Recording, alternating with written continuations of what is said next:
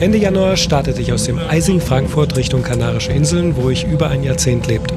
Über Gran Canaria ging es zunächst nach La Gomera. Die Vorfreude auf das Angeln war nach den Erfahrungen der letzten Jahre natürlich groß und so checkte ich mal die Wind- und Wellenbedingungen.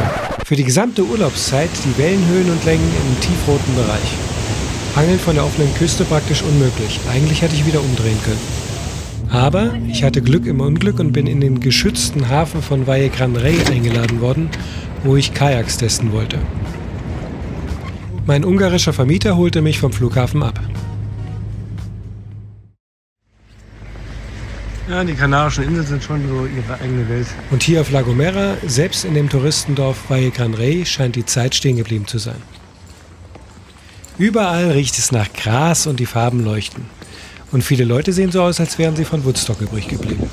Leider gibt es in dieser Bäckerei keine deutsche Brotqualität, aber viele Hippies haben sich hier etwas aufgebaut.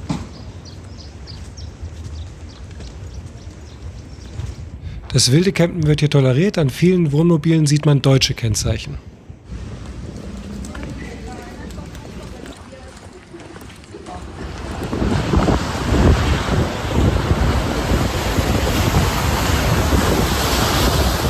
Ah, das sieht aber gar nicht gut aus.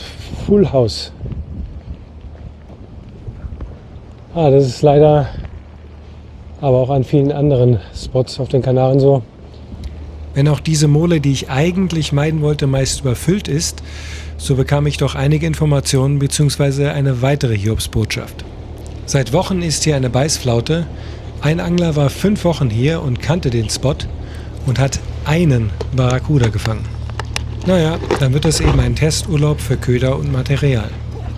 Diese Rollen, die ich schon vorstellte, hatten den Ostatlantik noch nicht kennengelernt und diese Reiserouten auch noch nicht. Zumindest gab es hier und da einen kleinen Fisch zu sehen. Tagsüber war hier allerdings nie was zu holen. Aber die Dünung lieferte ein beeindruckendes Naturschauspiel.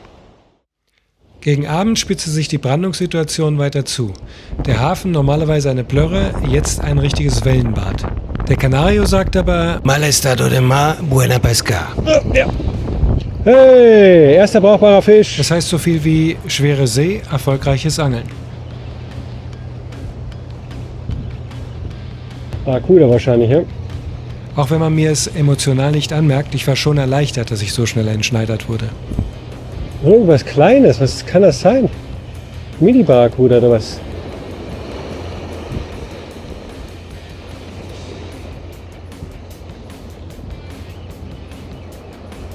Ui, da. Ui!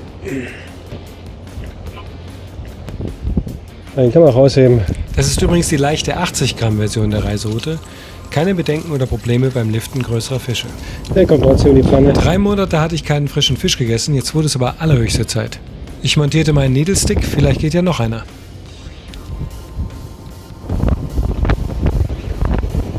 Nicht einfach, Barracuda in solchen Strudeln zu drillen.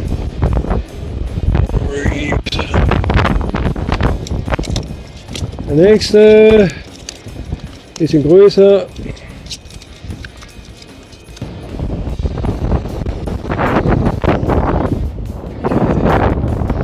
Naja.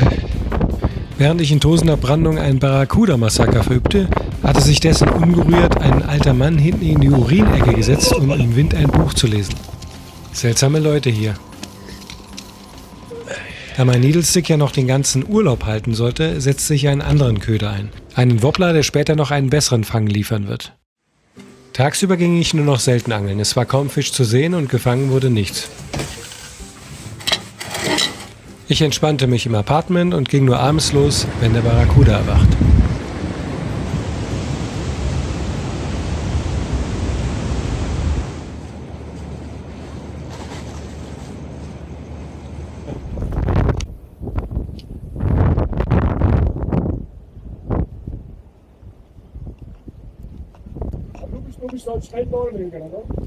Oh, ja, der ist ein bisschen größer.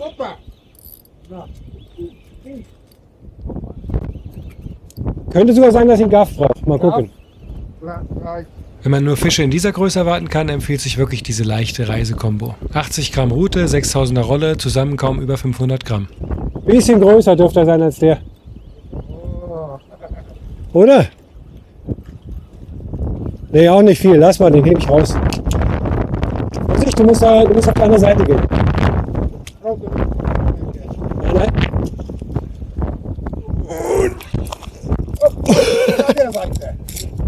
Ja, das war ein bisschen zu weit.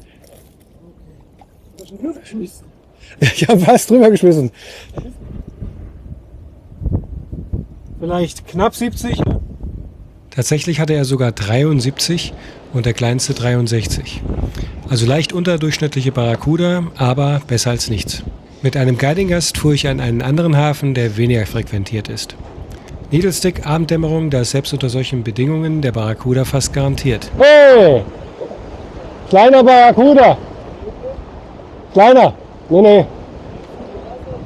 Ah, den kann man rausheben, glaube ich.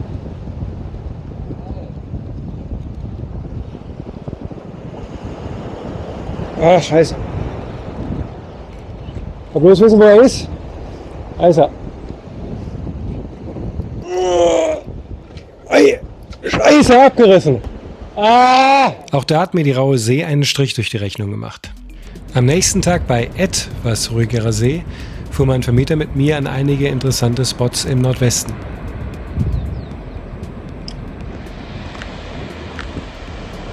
Diese Mole sah vielversprechend für Bluefish aus.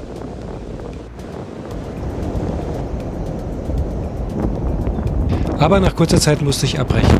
Selbst mit Filzsohlen viel zu gefährlich, wie folgendes Foto zeigt. Dort, wo die Welle explodiert, stand ich noch zuvor. Aufgrund der Unmöglichkeit vom Ufer aus zu angeln, bot mir Karoli, mein Vermieter, an, nochmal mit seiner Nussschale rauszufahren. Mein Guiding-Gast war mit dabei. Du musst dich so raushalten, so dass wir ruhig stehen. Zu dem Thunfisch-Video muss ich wohl einiges aufklären, dass sich manche eben furchtbar darüber aufgeregt hätten, wie verantwortungslos das denn wäre, mit diesem Köder und diesem Haken zu schleppen. Ja, absolut, gebe ich zu. Wenn man denn Hochseetrolling gemacht hätte damit, wäre es verantwortungslos. Aber man sollte nicht eben vorschnell wegen ein paar Bildern urteilen, sondern sich die Gesamtstory anhören wollen auch. In dem Fall war es so, die See war brutal rau, an der Küste absolut unbefischbar und an der Mole hatte ich auch nicht immer Lust zu angeln.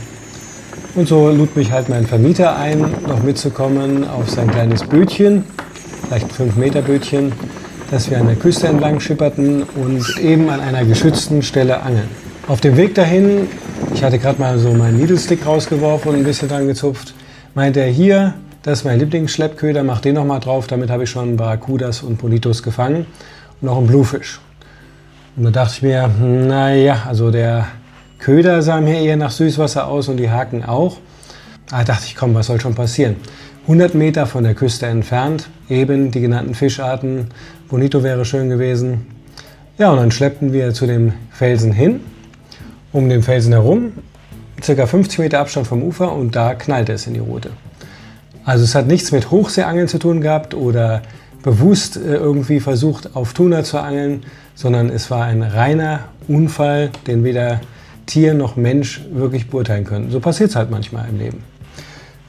Und es waren auch nicht so weiche Drillinge, wie es vielleicht ausschaut. Das sind Rapala-Drillinge, die standardmäßig montiert sind. Die sind gehärtet, geplättet, also keine billigen Norwegenhaken. Die Schuppe hängt übrigens noch dran von dem Tuna. Wie ist die Sache ausgegangen? Ich habe mich so ein bisschen halt aufgeregt, aber auf der anderen Seite, wenn ich den gefangen hätte, hätte ich mich auch nicht so richtig gefreut. Warum? Weder Bootsangeln und schon gar nicht Schleppangeln ist eben für mich Angeln. Und so wäre der Fisch eben auch nicht wirklich mein Fang gewesen. Ich meine, was soll denn das? Die Rute hat im Halter gesteckt, ein fremder Köder montiert, ein fremdes Boot, eine Stelle, die ich mir nicht ausgesucht habe. Was soll da mein Fang sein?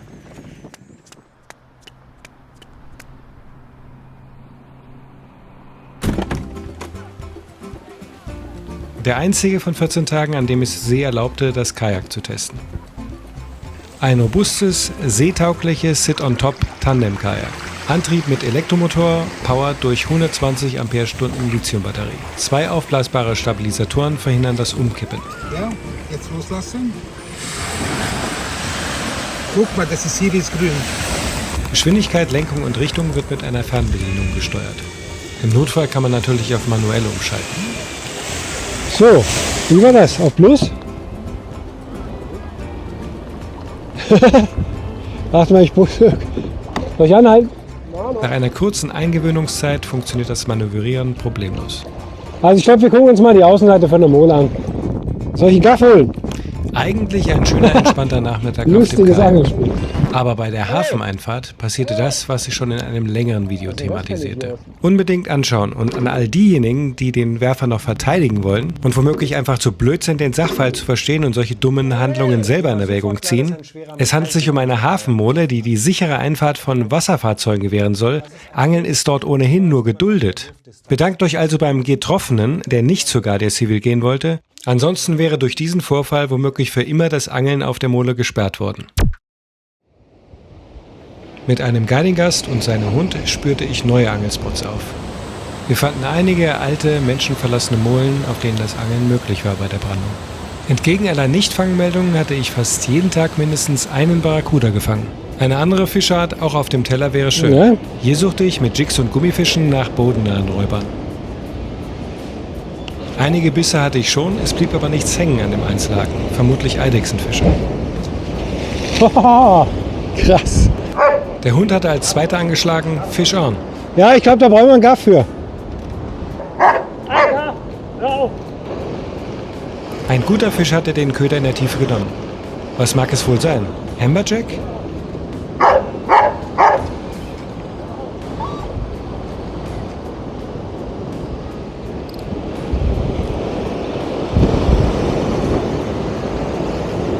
Arbeitet gut. Vielleicht ist er falsch gehakt. Hast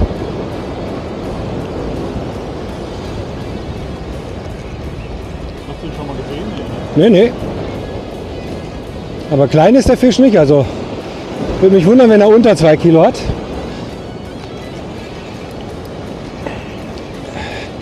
Ah, jetzt wird schwierig. Hier besser da auf die Treppe, versuchen wir da rüber zu drehen. Ne? Auf den Kanaren sollte ein Gaff mindestens 3 Meter haben, wie ihr gleich sehen werdet. Vorsicht, ja? Soll ich dir das Gaff vorher angeben? Nein. Ui! Warte.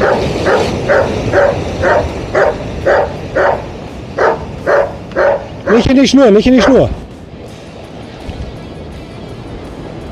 Musst du einen richtigen Ruck, ja genau. Hoch. Ja, jetzt safe. So was wollte ich. Wow. Was ist es? Dentex. Ui. Summer de Pluma. Noch besser. Geil. Diese Zahnbrassenart ist die leckerste und teuerste, die man im Atlantik fangen kann. An einem anderen Hafen fischte ich abends noch mit dem Needle Stick. Ich hoffte natürlich auf Bonito. Dies war wohl der einzige Ort auf der Insel, wo das Meer relativ ruhig war.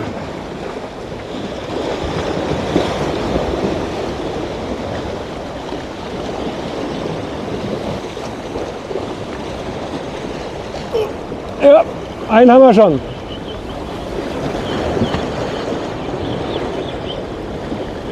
Klein. Nicht noch einmal abreißen. Vermutlich hatte ich bei der missglückten Landung vergessen, die Bremse anzuziehen.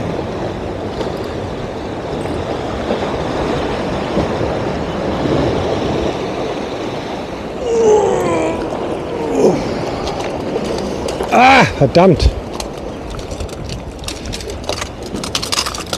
Ja. Genug Fisch für uns selbst und den Vermieter.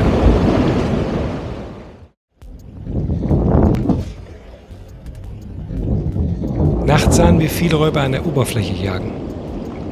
Kleine Sardinen sind das. Diese Wurden scheinbar durch das Hafenlicht angezogen. Einfach halten, die kommen gleich. Jetzt. Warte, nicht Kontrolle verlieren. Ich muss gucken, ob die sauber hängt. Ja. Schön. Ja, das ist doch mal ein Fisch, hä? Ein atlantischer Bonito von sicher 3,5 bis 4 Kilo. You see when Sí, clavado en la cabeza. Sí. Gefangen auf einen Wobbler, den ich ihm geliehen hatte. Den Link dazu findet ihr in der Beschreibung unter dem Video. Ich hab dir gesagt, der Wobbler ist gut. Ja, der ist gut. Ja. Ah, da haben wir einen. Ja. Ein sprenglebendiger und oberflächenaffiner Raubfisch an der Angel. Was mag das sein? Hey, Bonito, nee, Barracuda. Oh, Barracuda, der ausflippt. Nee, ich glaube, das geht so, du.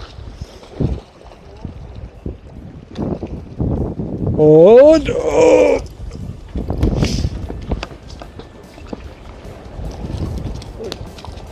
Ach, der ist auch schon im Eimer. Siehst du, ich habe mir nämlich gedacht, dass vielleicht der Haken schon im Auge sitzt oder so. Und das war der letzte Fisch auf La Gomera. Natürlich hatte ich mir mehr erhofft.